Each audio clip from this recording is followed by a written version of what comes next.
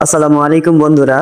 আজকে আমি আপনাদেরকে দেখাবো আপনারা আপনাদের ফেসবুকের কোনো পোস্ট ডিলিট হয়ে গেলে সেটাকে আপনি কিভাবে পরবর্তীতে আবার বের করতে পারবেন। এখন সেটা আপনার কোনো ছবি বা ভিডিও যাই হোক না কেন, অনেক সময় আমরা কিন্তু ইচ্ছাকৃতভাবে বা অনিচ্ছাকৃতভাবে আমাদের ফেসবুকের অনেক পোস্ট কিন্তু ডিলিট করে ফেলি। পরবর্তীতে আমাদের মনে হয় না ওইটা আমাদের ডিলিট করা ঠিক হয়নি, ওইটা আমার এখন দেখা প্রয়োজন।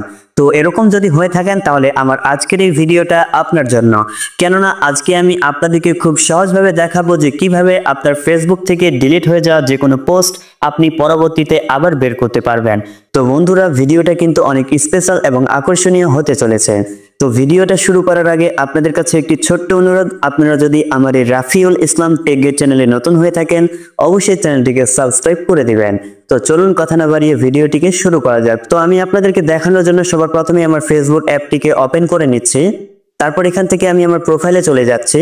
তো প্রোফাইলে আসার পর এখান থেকে আগে আপনাদেরকে আমার একটা পোস্ট ডিলিট করে দেখাবো, তারপরে আবার দেখাবো যে ওই পোস্ট কিভাবে ফেসবুকে নিয়ে আসতে হয়।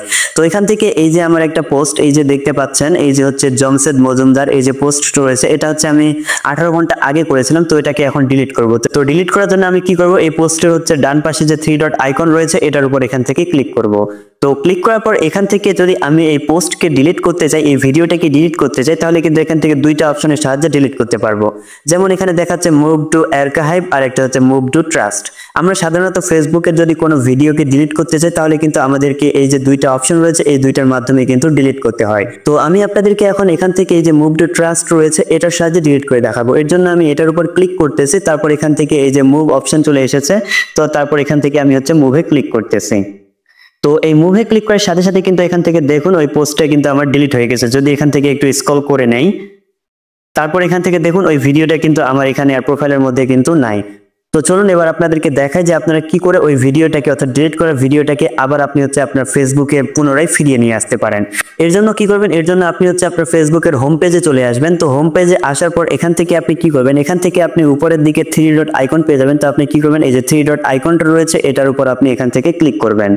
তারপর এখান থেকে স্ক্রল করে নিচের দিকে আসবেন। নিচের দিকে আসার পর আপনি এখান থেকে একটা অপশন পেয়ে যাবেন সেটিংস এন্ড প্রাইভেসি। তো আপনি কি করবেন, এটার উপর এখান থেকে ক্লিক করবেন। তারপর এখান থেকে আবারও আপনি সেটিংস আইকন পেয়ে যাবেন। তো আপনি কি করবেন, এই সেটিংস এর উপর ক্লিক করবেন। তো সেটিংসে ক্লিক করার পর এখান থেকে আপনি কি করবেন, এখান থেকে আপনি স্ক্রল করে একটু নিচের দিকে আসবেন। তো নিচের দিকে আসার পর আপনি এখান থেকে একটা অপশন পেয়ে যাবেন এই যে অ্যাক্টিভিটি লগ। তো আপনি কি করবেন, এটার উপর এখান থেকে ক্লিক করবেন। এটাতে ক্লিক করার পর আপনি উপরে দুইটা অপশন পেয়ে যাবেন। এই যে দেখুন এখান থেকে কিন্তু দুইটা অপশন কিন্তু দেখতে পাবেন। তো এখানে আসার পর আপনাকে দুইটা জিনিস মনে করতে হবে যে আপনি যে আপনার ফেসবুকের ভিডিওটাকে ডিলিট করেছিলেন সেটাকে আপনি হচ্ছে আর্কাইভে করেছিলেন নাকি ট্রাস্টে করেছিলেন। আবারও বলতেছি, আপনাকে আগে মনে করতে হবে যে আপনি আর্কাইভে ডিলিট করেছিলেন নাকি আপনি এখান থেকে ট্রাস্টে ডিলিট করেছিলেন। আপনি যদি আপনার ভিডিওটাকে আর্কাইভে ডিলিট করেছিলেন তাহলে আপনাকে আর্কাইভ অপশনটাতে সিলেক্ট করতে হবে, আর আপনি যদি হচ্ছে ট্রাস্টে ডিলিট করেছেন তাহলে আপনাকে এখান থেকে ট্রাস্টে ডিলিট করতে হবে।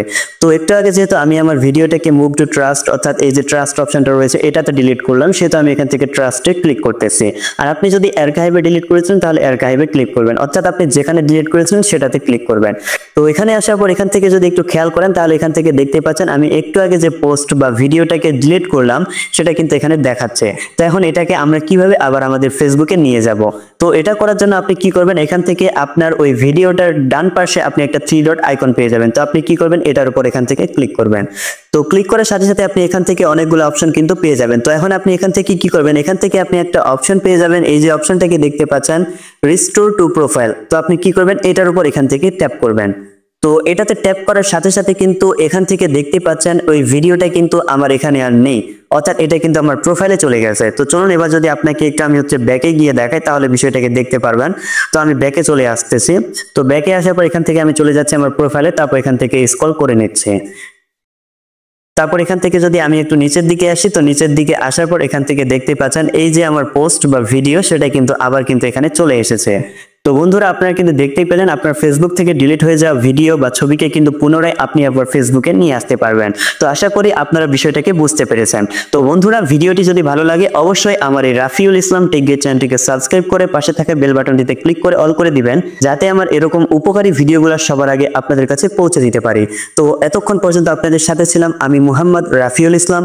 তো এতক্ষণ পর্যন্ত সাথে থাকার জন্য ধন্যবাদ। দেখা হবে সামনে আবার নতুন কোনো ভিডিও নিয়ে।